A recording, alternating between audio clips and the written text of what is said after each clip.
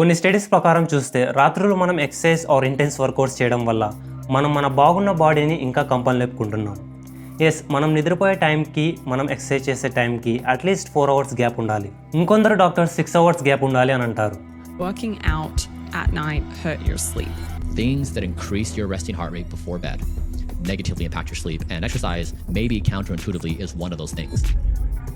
Of course మనం రాత్రులు exercise చేయడం వల్ల అసలు ఏమవుతుంది అని అనొచ్చు. అవుద్ది, మీ స్లీప్ క్వాలిటీ తగ్గిపోతుంది, మీ రెస్టింగ్ హార్ట్ బీట్ ఇంక్రీజ్ అవుతుంది.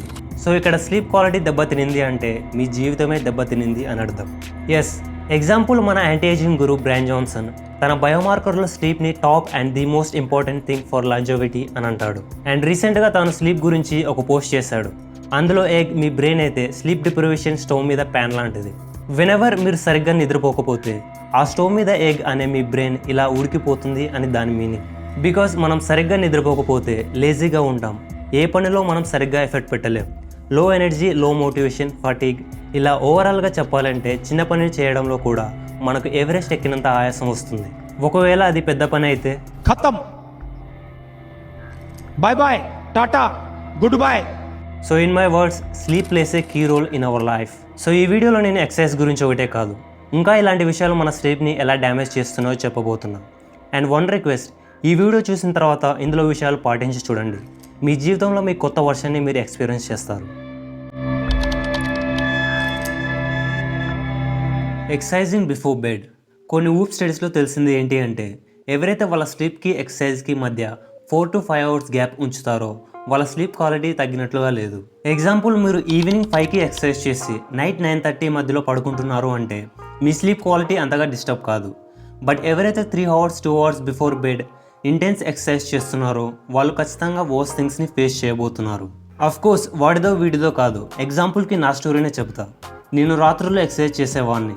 బికాస్ పొద్దున్నే లేచి ఎక్సర్సైజ్ చేసేంత నాకు ఓపిక ఉండేది కాదు, కాలేజ్కి వెళ్ళడానికి టైం కూడా సరిపోయేది కాదు, ఇంకా ఎక్సర్సైజ్ ఏంది. సో అలా రాత్రుల్లో ఎక్సర్సైజ్ చేసేవాడిని. సో మొదట్లో బాగానే ఉంది, బట్ సిచ్యువేషన్స్ నాకు తెలియకుండానే వర్స్గా తయారయ్యాయి. ఎంతలా అంటే నేను స్టడీస్ మీద కాన్సన్ట్రేట్ చేయలేకపోయేవాడిని, ఎప్పుడు డిప్రెస్డ్గా, అప్సెట్గా, లేజీగా ఉండేవాడిని. ఏ పని చేయాలన్నా బద్ధకం, ఈవెన్ అది నాకు నచ్చిన పని అయినా సరే నా బాడీ సహకరించేది కాదు. నా మైండ్ ఎప్పుడు ఒక లూప్లో తిరుగుతూ ఉండేది. యాంగ్జైటీ, చిన్న చిన్న విషయాలకే అదే పనిగా ఆలోచించడం, ఎవరితో మాట్లాడకుండా ఉండడం, ఇలా ఉండేది నా సిచ్యువేషన్. ఎక్దమ్ వర్స్ట్. నా జీవితం 360 degrees తిరగబడిపోయింది. నాకు తెలియదు అసలు ఏంది కారణం అని. అండ్ నా మైండ్ విషయానికి వస్తే నాకెప్పుడు హెడ్ఏక్గా ఉండేది. అదేందో కానీ తెలియదు, నా హెడ్డే నాకు బరువుగా అనిపించేది. సో ఆ తర్వాత నేను తెలుసుకున్నా నేను ఎంత పెద్ద తప్పు చేస్తున్నా అని. మన బాడీకి ఎంతో ఇంపార్టెంట్ అయిన స్లీప్ని నేను లిటరల్లీ డిస్ట్రాయ్ చేస్తున్నా. సో నేను ఎక్సర్సైజ్ చేసి స్నానం చేసేవాడిని, ఆ తర్వాత డైరెక్ట్ టు స్లీప్. అప్పుడు టైం ఎంత అయ్యేదో తెలుసా? ఒకసారి 10, 10:30, సమ్టైమ్స్ 11 కూడా అయ్యేది. సో ఆ తర్వాత బ్రైన్ జాన్సన్ స్లీప్ మీద ఒక వీడియో చేశాడు. అప్పుడు నేను రియలైజ్ అయ్యా నేను ఎంత పెద్ద మిస్టేక్ చేస్తున్నా అని. సో నౌ చేస్తే పొద్దున్నే చేస్తా, లేదంటే లేదు, అంతే. సో ఎక్సర్సైజ్ అంటే very intense activity, whether it's running, calisthenics, anything. అది ఇంటెన్స్గా ఉండకూడదు, అది మన హార్ట్ బీట్ని రేస్ చేస్తుంది. సో హార్ట్ బీట్ని రేస్ చేయని కొన్ని ఎక్సర్సైజ్ ఏంటి అంటే వాకింగ్ ఆర్ యోగా. సో ఈ ఎక్సర్సైజ్ ఒకటే కాదు, మనకు తెలియకుండా పాటించే కొన్ని హ్యాబిట్స్ వల్ల మన స్లీప్ క్వాలిటీ తగ్గిపోతుంది. అవేంటో ఇప్పుడు తెలుసుకుందాం. So number 1, avoiding heavy meals at night. మీరు ఎప్పుడైతే రాత్రిలో హెవీగా తిని పడుకుంటారో మీ స్లీప్ క్వాలిటీ తగ్గిపోతుంది. మీ బ్రెయిన్ స్టిల్ యాక్టివ్గానే ఉంటుంది because to digest that food. మనందరికీ తెలుసు నిద్రపోయే టైంలో మన బ్రెయిన్ మన బాడీకి ఐస్, నోస్, ఇయర్స్ యొక్క వర్కింగ్ షట్ డౌన్ చేస్తుంది అని. సో ఇక్కడ హెవీ మీల్స్ తినడం వల్ల మన బాడీ స్టిల్ వర్కింగ్లోనే ఉంటుంది, నాట్ ఇన్ రెస్టింగ్. నా విషయానికి వస్తే మీరు ఎంత వీలుంటే అంత తొందరగా అండ్ అంత లైట్గా తినడానికి ట్రై చేయండి. అట్లీస్ట్ స్లీప్కి తినడానికి 3 to 4 hours గ్యాప్ పెట్టుకోండి. అండ్ ఈ రూల్ వాటర్ కూడా అప్లై అవుతుంది.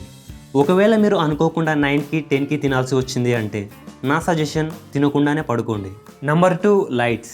సో ఈ లైట్స్ వల్ల మీ సర్కేడియన్ రిథమ్ డిస్టర్బ్ అవుతుంది. సో దానివల్ల మీ స్లీప్ హార్మోన్ అయిన మెలటోనిన్ ప్రొడక్షన్ డిక్రీజ్ అయ్యి మీకు నిద్ర పట్టదు. సో లైట్స్ అంటే అవి ఎల్ఈడి కానీ మీ ఫోన్ నుంచి వచ్చే బ్లూ లైట్ కానీ అది ఏదైనా కానీ సన్లైట్ని మిమిక్ చేస్తుందో అది మీ సర్కేడియన్ రిథమ్ని డిస్టర్బ్ చేస్తుంది. సో అందుకే కనీసం 30 minutes అయినా పడుకునే ముందు బ్రెయిన్ జాన్సన్ లాగా లైట్స్ ఆపేసి లేదా డిమ్ లైట్లో ప్రశాంతంగా ఉండడానికి ట్రై చేయండి.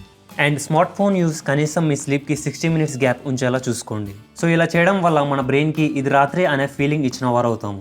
సో దీనివల్ల మన మెలటోనిన్ ప్రొడక్షన్ ఇంక్రీజ్ అవుతుంది. Number 3, taking caffeine at evening.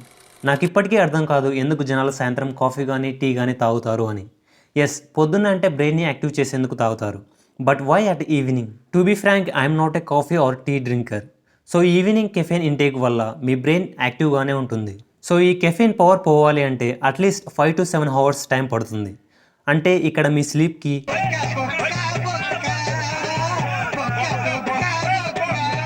So మీరు కనుక ఈవినింగ్ కాఫీ డ్రింకర్ అయితే అవాయిడ్ చేయడానికి ట్రై చేయండి.